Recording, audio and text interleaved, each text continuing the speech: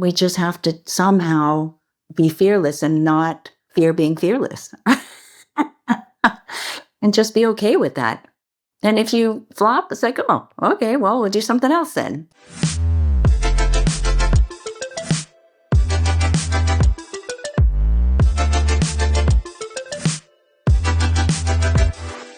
Welcome to the Technical Difficulties Podcast. I'm Liz Gerber and a design professor at Northwestern. And I'm Lauren Lynn, and I'm a student who has also worked in the design industry. Each week, we speak with women leaders in design and technology. Welcome back to the Technical Difficulties Podcast, where we celebrate the careers of amazing female designers and technologists. We are so excited to welcome Doris Sung. Doris is reimagining the future of architecture by turning buildings into living, breathing systems. She's not just thinking about how to make buildings more comfortable for people inside the buildings, but also for people walking by the outside. Inside the building, she's creating self-shading windows that respond to temperature changes without the need for people to pick up a control. While outside the building, she's creating systems for filtering particulates to make cleaner air. She's also thinking about how buildings don't just protect us from the elements, but might actually make us happier and raise societal well-being. From global stages to patent breakthroughs, Doris bridges design, science, and public health in ways you've never seen before. She has not one but 2 TED Talks that have captivated almost 2 million viewers. Tune in as we dive into her dynamic world of responsive architecture and the futures of cities. We can't wait to hear from you, Doris. Thank you so much for joining us today. Well, thank you for having me. It's fun. It's great.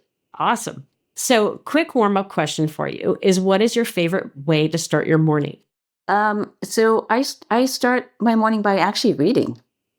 Started a few years ago. I actually just wake up and put eye drops in, and I do some reading while I'm in bed. What do you read? Different things. Sometimes it's stuff for work, nonfiction. But on very luxurious days, I will read fiction. Awesome. Great. What do you think that does for your brain, for your creativity? Well, part of it is I read a few years ago that you should wake up slowly. To have a good day, you need to slowly wake up. And so then at first it's like, I wake up, I didn't like pop out of bed and start running. I would just take a little time. And then over time, I sat there thinking, oh, well, I'm just lying here. I could read. So it's not very long, for about half an hour, and then I get going. That's awesome. Do you pick out what you're going to read the night before, or do you? No, it's just kind of, the nice thing is on my phone, you can have so many things. And so I just pull out my phone and just start reading. My next question for you, perhaps related to your reading habit, is what's your favorite creativity tool? And you interpret that broadly as you like. I think for me, there's 2 things that I have that if I lost, it would be over for me. One is my vision, and the other is my hands. Probably because I'm so heavily weighted towards, I'm a visual learner, 1, and 2, I manifest that in handiwork, I guess, or handmade things. So I don't know if that answers your question, but that counts. Absolutely. One thing that strikes me about looking at your work, which is incredible, is I first looked at architecture and thought I would be one, and then I was overwhelmed by the scale. It felt too big, and I wanted to work with my hands. And you work at a hand level. Can I say that? Yeah. And that amazes me and impresses me about your work. You build buildings, but you work in this.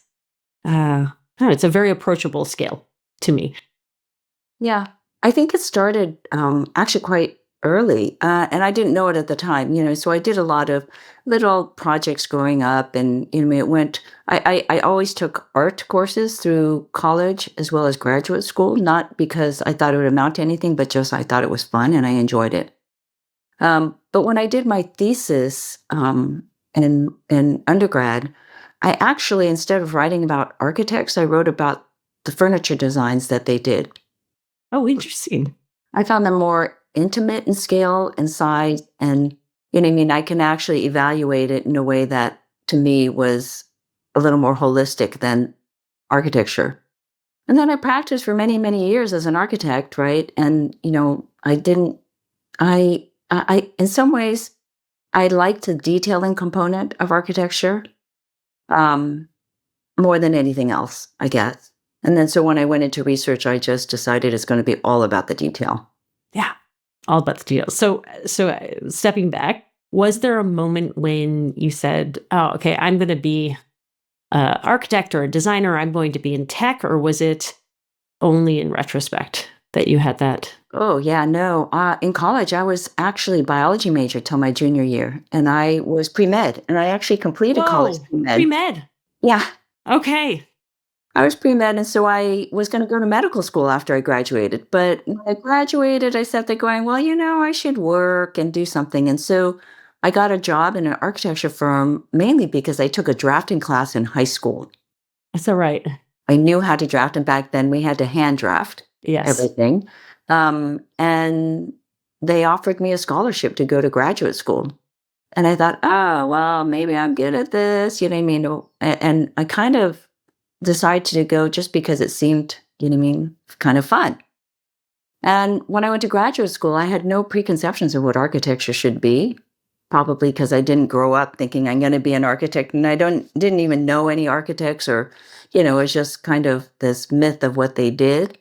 And so I think when I was in school, I didn't do things conventionally as far as my designs and what I did, because it's like I'm pulling from biology, I'm pulling from arts, I'm pulling from all kinds of different areas. But I think in some ways was very successful, and it was a good thing doing that, right? So Yeah, how was that though to jump off the pre-med path? I can imagine, I mean, you go through all those classes with your classmates, you're all talking about, at least in my school, what grades you got and what your scores are. I mean, hyper competitive, a lot of social comparison. And then to take a different path, what must have been, well, what was your experience of it? I, so my junior year, my advisor said, he goes, oh, back then, maybe a lot of people don't know, there were only three science majors that you can be: biology, physics, or chemistry. There was no biochem or microbiology. And, there was just biology. And so my advisor said to me, he said, well, when you apply to medical school, it might look better on your application if you had a different type of major. And I thought, oh, wow, that's really cool. That's a good idea. So I happened to be taking Architecture 101 at that time, because we had to do these distribution requirements at the university, and thought, oh, well, architecture seems like fun. I think I could do that. Let's try it. So I just suddenly switched over to architecture major. I didn't know very much about it.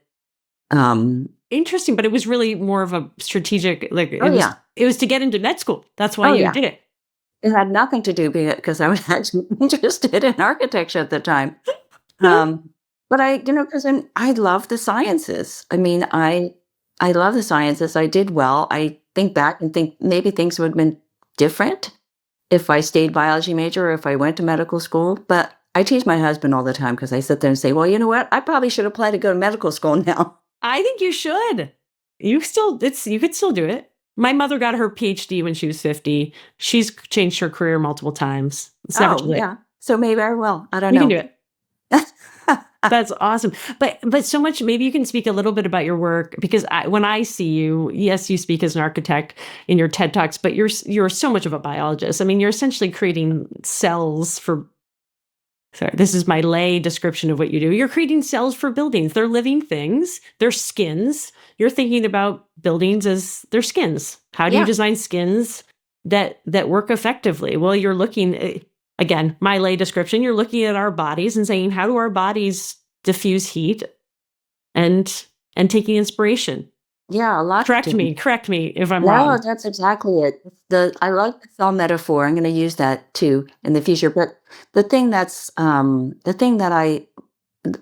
actually pushed me out of architecture and into research most was the idea that building skins should be like human skins or animal skins, right? And the skin in the body is the largest organ, and it's the first line of defense, right? And so if your skin is working properly, it's less pressure on your heart and lungs. And so the same thing should be applied to buildings. If the building skin is working properly, we should be using less air conditioning, less heating, less ventilation. You mean all these other things should it should take off the load if it's done properly. The problem is in the past, and most people don't know this, is building skins have been designed. How do we say, in two ways? One, as a capsule. They seal the environment, especially think about large high-rise buildings. They seal the environment so tightly you can't even open a window. And the main reason why is so that they can work the air conditioning, heating system, and ventilation system efficiently, right?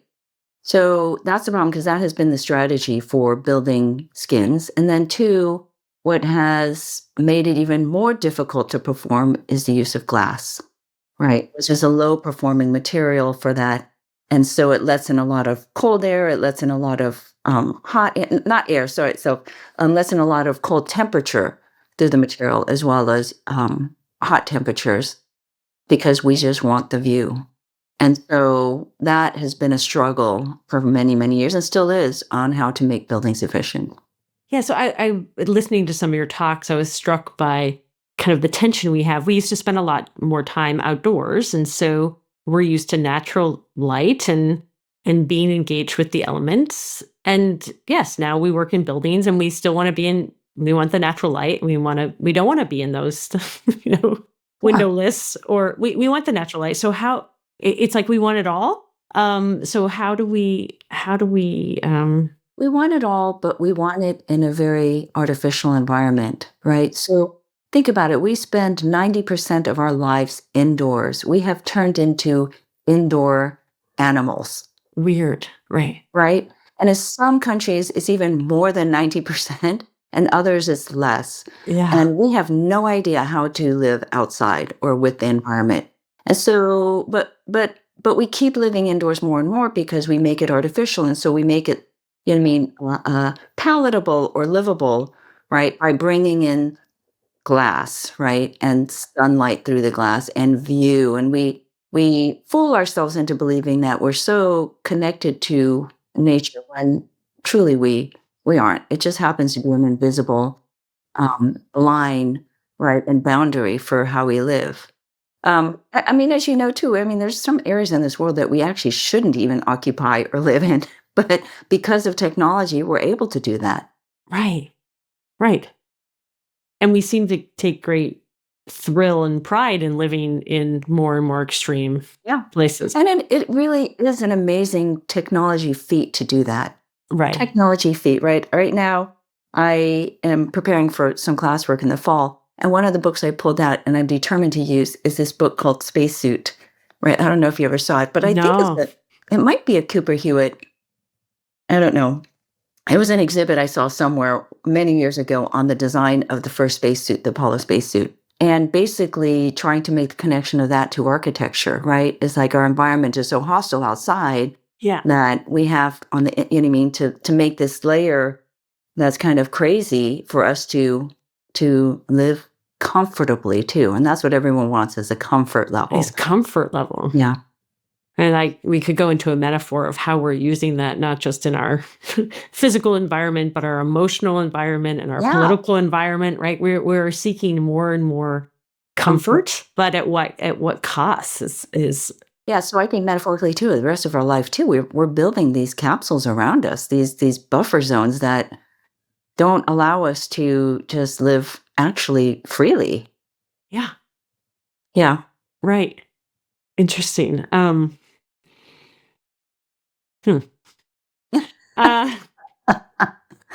We could talk a whole hour about a whole hour. I want to get back to something you brought up earlier about your career, which I thought was really interesting, which was around expectations. So if you don't have expectations for a field, you might take different risks or different challenges. And so that I think that's a really beautiful idea. I'm wondering, how do you keep, now that you are in the field of research, how do you keep that, and do you try and keep that fresh perspective or that pushing of expectations and boundaries alive? Or do you find yourself sort of conforming to the expectations because you've just been in it for so long? The good thing for me is my field is so wide open that there are no mentors, role models, precedents, examples, right, to follow.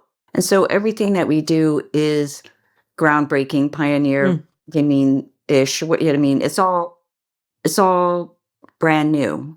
So I guess in some ways it makes it easy because it's just wide. That's interesting. At the same time, you know what I mean, I strongly believe in serendipity. Okay. But those things just don't happen always by themselves. You have to give yourself the best opportunity to have those things happen. Meaning, um, if you're many places at one time and always present and always, you know what I mean, you walk around with your eyes wide open, those serendipitous moments are there. That's one, and you need to be aware and allow those things to happen. And then the second thing is you have to, over time, be able to recognize when those moments happen too, right? And have the courage to take those risks and just do it, right? And not care what the people think about it, and however crazy the idea is, it's really not, right? Can you give me a concrete example of how this has happened? Your eyes have been wide open, you've taken advantage or recognized something that's been available. So I started working very focused on the area of building facades and building envelopes, which I just mentioned. And envelopes, just to be clear, that's like what goes on the outside. It's the entire shell of the building. Okay. Right? So it's the entire, well, it's not interior walls, it's the exterior wall of the building. Okay. Which is treated very differently technologically than any of the interior walls. And is it often different architects that do different parts? Nowadays there are specialty facade designers. Once I started thinking more about it, and it was probably about 2000 that I started to get really infatuated with it. Since then, 25 years now, there are more people who are now in the field and understand that the building facade should be thought differently and carefully and efficiently. But I think when I think of the building facade as something that has an inside and an outside, but don't give any preferential treatment to one or the other. And I just think of it as, here's the environment, which is important, and here's people on the inside that's important. How do we find this thing to be a mediator? And so for a long time I was thinking that. And then one day someone said something to me about pedestrians on the outside. And then they said something just randomly, like, it's too bad the building doesn't have more shade for people on the outside or something like that, right? And I just looked at them thinking, yeah, why don't they, right? Why aren't we, the building surface is just right here. And so then I started walking around New York and Chicago and LA cities looking at these buildings going, why do they spend all this money on the surface treatment when they could be doing things like shade or like, other things for people on the outside, and why don't they? I love that. Right. So that's when I started to get, to really build the ideas of, well, building facades should now benefit people on the outside, right? Not just people I love on the that. inside. The problem again is the financial model, the fact that the owners are paying for this, and why would they want to pay for that? They're trying to attract people to lease their square footage. Government has issues because you can't go beyond the, property line to build. Right. There's all these many reasons why no one's incentivized to do that. But ultimately, it just seems like the right thing to do. And now you've started, you're a pioneer in that space of... Yeah, so now that's like, to me, it seems every day it seems more and more obvious, right? Yeah, right. But why aren't we doing this? It's a beast to have to tackle, but I figured, got to start somewhere again. Yeah. It reminds me of a project I worked on, which was, it was early on in the self-driving car project, let's say maybe over 15 years ago. And a car company came to us and said, we want to work on self-driving cars. And we pitched this idea of, well, what if we think about self-driving cars from the pedestrian experience? And they said, what? No. This is about, the car, right? The And the people that were moving, right. the people were moving, and it's all about who's inside. And it sort of blew their mind to think about. Yeah. And now, I just heard a man from Waymo talk. This is the self-driving cabs. They're doing this huge project on how do you communicate to the people outside that yes, indeed, the car is stopping, so that the pedestrians can safely cross the Wow, street. that's Right, great. as we have more and more of these going on, we need to actually be thinking about how cars are interacting with pedestrians. That is a really good idea. I mean, but it's similar. Like, how do you think about the different stakeholders engaged, not just the primary, right, but all the different stakeholders? So then it makes me wonder: have you started thinking about how the buildings interact with each other? Right. I mean, then Yeah. you have a whole different, right, Yeah. a suite of buildings that are talking, Yeah. that are engaging with each other. Yeah. I mean, I think the main thing, the thing that I'm pushing for the surface of buildings is for public health ultimately, right? Is going to benefit not just people on this side, but the greater public. And if you start to think about that, I propose models where now we should not think of facades belonging to that one building, but the facade belongs to the entire block, or that, that they transcend the property line. Yeah. Which doesn't that have some historical precedence in terms of, especially in cities where they want to preserve the aesthetic of whatever a space is, right? I'm thinking of historical towns, right? They want it to appear of the same aesthetic. Couldn't this be a new shared movement? It could be. It could be. But the problem is it requires a lot of partnership with government and with private industry, developers and owners, right? Yeah. It's a whole, which is a world that I'm not super familiar with because as a designer, but learning more and more as I go forward. So hopefully things will change. So outside of architecture, or maybe tangential, are there any designs that you're really thrilled or excited about right now? Like, what's something you've seen recently that's just you can't Let's see. get Wow. can't stop thinking about? There's so many things that I just, I'm a torn person because I get so wowed by technology, and to me, smart design really, rings true, and even beautiful design, right? I can't think of anything off the top of my head because my brain's not working in the morning that well.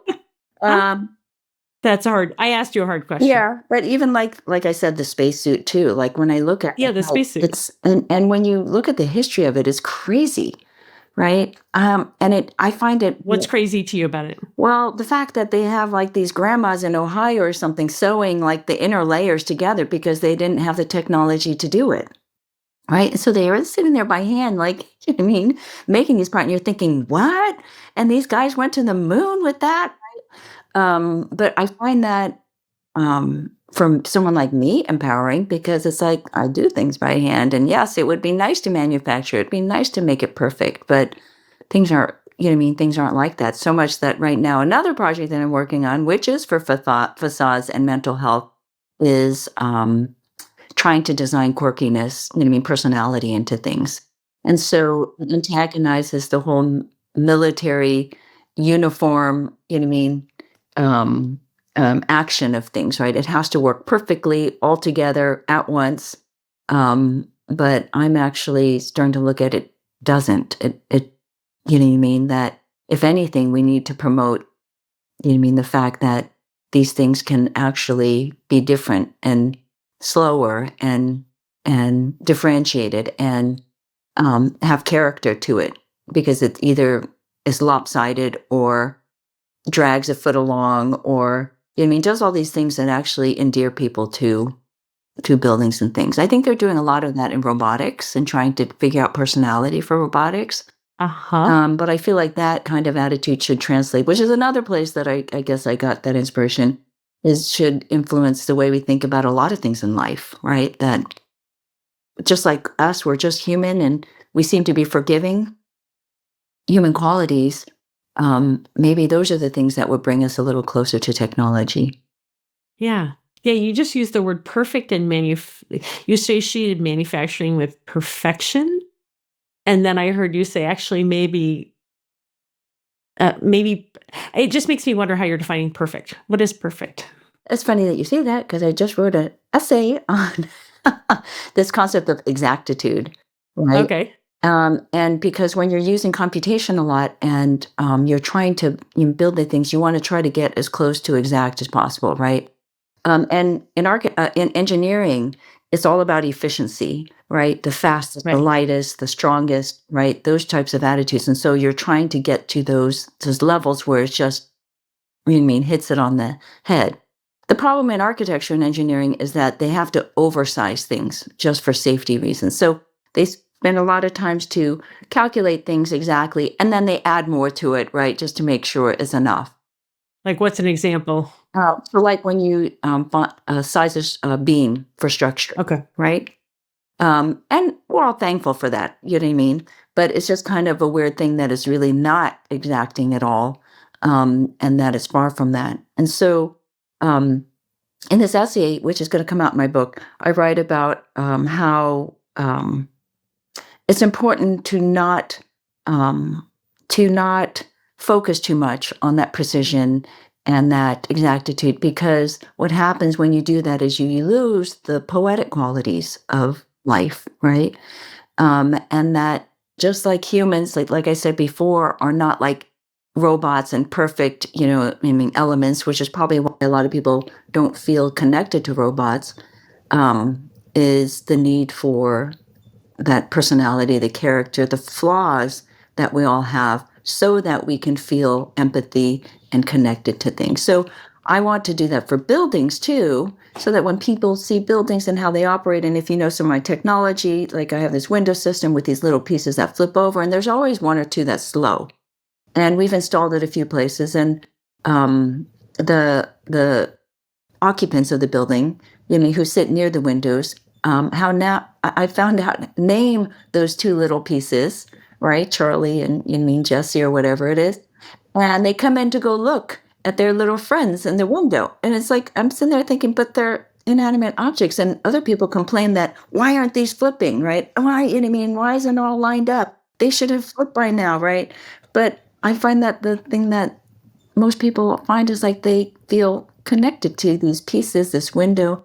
And if we do this on a bigger level to building facades, that maybe people could feel connected to the building, take a little more ownership of it, even though they don't own it, and therefore also be more part of a city, right? Be in a different way, integral component of a city by feeling connected to the buildings too. So, can you say more about your book? the book is fun. It has Good. The book is probably not going to come out for another year.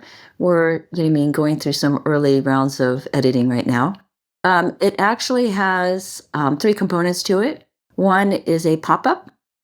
So there are 5 pop-up pages that fun. I could possibly even show you some of them. But they're pop-up pages that are not necessarily for kids, because basically there's a thermal bimetal piece that comes out on armature. When you put it out in the sun, it flips over, it changes, you take it out of the sun, and you fold up to the next page. So there are 5 pages like that.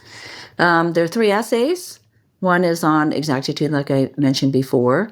Another is on ornament, right? A lot of my work looks ornamental, and people ask that question when it is highly functional, is a kind of different position on design. And then the last one is on craft, on handcraft and feminism, because I don't know, and I never did this intentionally. I think a lot of the detailing, because again, I told you before that we have no precedents or projects to look at that people have done before. We have to make everything up, and we have to build it too. So Yes. Some of the connections that I came up with have clear references to sewing and stitching and weaving and buttonhole making and zippers and basically a lot of notions from domestic crafts. And I never thought that before until this year when I was actually writing the book, and I'm looking going, oh my God, that's crazy. But it talks about that, which again, starts to question what I do. Is it, and I question it in the book too, is it actually a female craft? So those, I love that. and then there's images of a lot of the projects I've worked on as the third part. So that is one of your current projects. What is a future project that it's just a kernel in your mind? What's something you still want to do in your career? I mentioned the small guinea panels before. You said that I'm working on the mental health animation of buildings.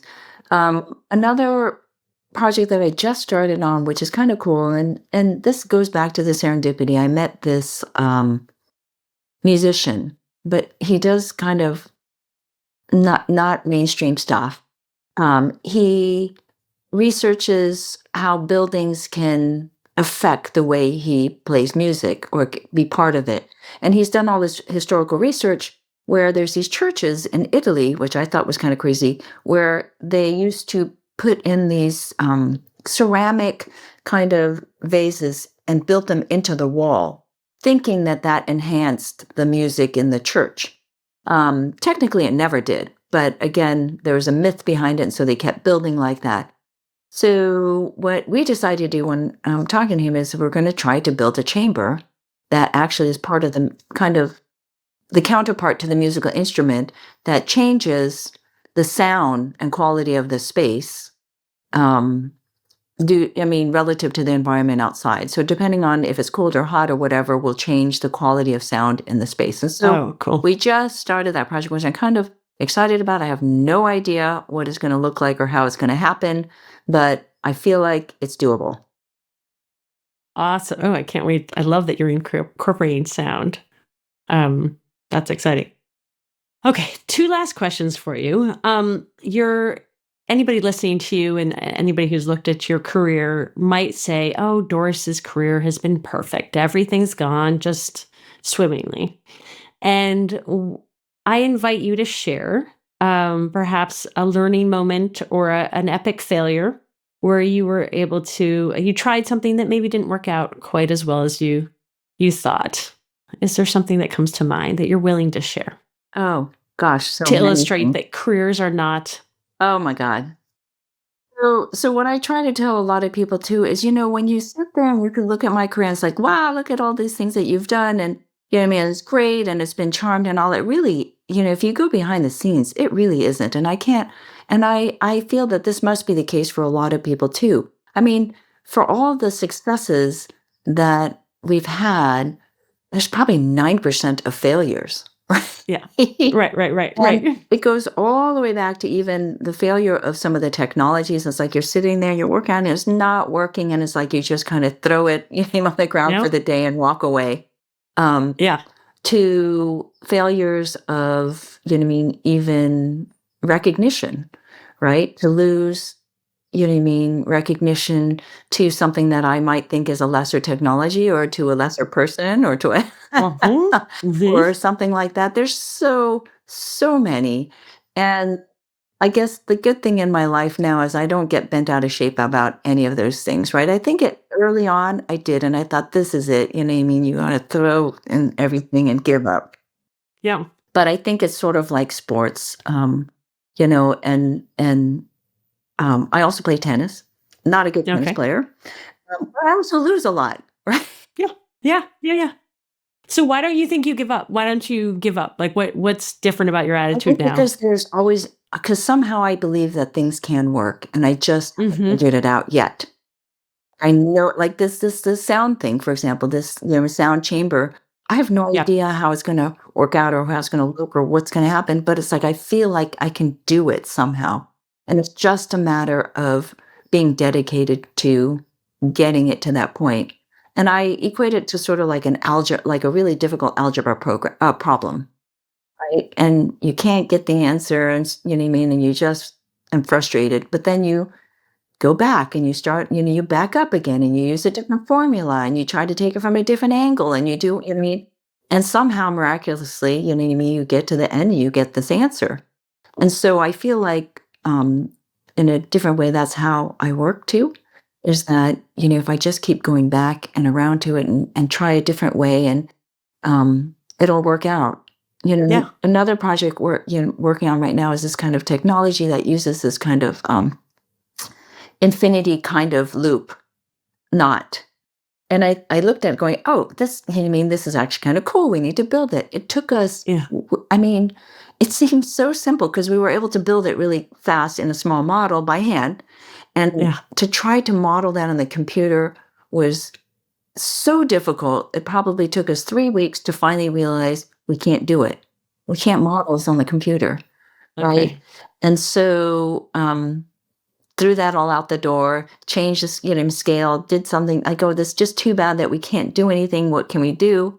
Right? Yeah. Just found other routes to keep moving forward. So Yeah. so that I think is the best word of advice is the failures don't mean anything. If anything, you just grow from it and you just become Yeah. more either dedicated and moving forward and don't let it scare you to not continue taking risks. That's I think the key. And what about the recognition piece? You said something which I appreciate, which is very honest, which is seeing somebody who you think gets recognized that didn't do something as impressive or as exciting than you. How do you rationalize that experience? I don't I just don't to be honest, right now, at this point in time, I just don't even want to think about it. It's like it's just wasting my time to sit here and think what went wrong. The only question that I ask too when I don't get something like a grant or something is I just plead with the agency if they can just give me feedback. Like tell me, what I can do better or how I can improve it or if it's hopeless, like what don't even call again. Yeah, those are the types of things that I think are more important and useful than why them, because ultimately in the end, it's probably politics. It's probably something else that you just don't even want to know about, right? That's what I say to myself. Like, this has nothing to do with I me. know. It's like I just don't have the time and energy to sit there and brood about that stuff. Just tell me what to do to move forward. Um, Yeah. yeah, and I think I came from, originally the first day I got to Princeton, someone said something to me that was so um, scathing that my mouth just dropped open. And it was a senior male, I will say white male. And he said to me, he goes, you do know why you're here. And I couldn't respond to it because I was just so shocked. I just sat there going, wait, what? And at that time, Princeton was only 30% female, 9% minority. That's what they were called, right? And so I just sat there going, wow. So ever since then, to this very day, I still think about that. That somehow I need to develop a body of work that nobody can say that. Nobody can say Mm. you don't belong here. And so that has been a big driver for me in my life because I also don't want to be, sometimes I feel like I was invited because I'm female and Asian. I Mm. just don't like that. Mhm. Although I think it's Yeah. important for representation, and somewhere you got to start somewhere. And I don't get upset about it, but there's a part of me that it's important for everybody. And I also advise for young people and students and stuff to really um, work hard and have your work stand for something as well as being an activist for other things, but don't do it in an imbalanced way. Yeah. I'm struck that we started this conversation by you forming your career around being a pioneer. And yet underlying this is this sort of question of whether you belong. And it's interesting to question the relationship between belonging and being a pioneer. Can you be both? I Can you be both? I don't know. I think I think I think you've carved a niche. I think maybe you can. I think we can. I think you can. And you just can't get bent out of shape like I might have done way back then. But, I also grew up my parents were immigrants. My father was a very spontaneous person, like crazy spontaneous. It was, and growing up, it was difficult sometimes because he said, they're going, okay, we're going camping now. Get your stuff ready in an hour, get in the car. And we're thinking, well, wait, what? No, I have plans this week. And all these things. Um, and, sometimes I hated it, but I think a lot of that wore off on me so that I can be spontaneous, like, that sounds like a good idea. Let's do it. Right. And not have to, think too deeply about it. So I think that has helped me too. And, I'm sure there's a lot of different things, but in the end, it's just, it's that risk-taking part, I think, that probably can balance between the two areas, right? Belonging and pioneering and, all those areas where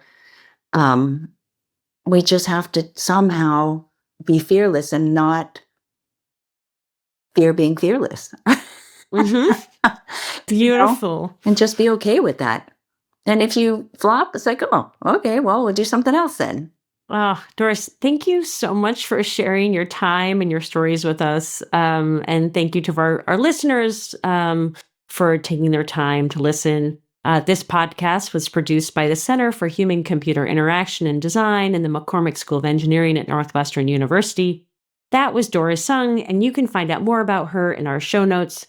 You can learn more about the show by going to technicaldifficultiespodcast.com. Drop us a note at technicaldifficultiesteam@gmail.com or leave us a review on your favorite podcast app.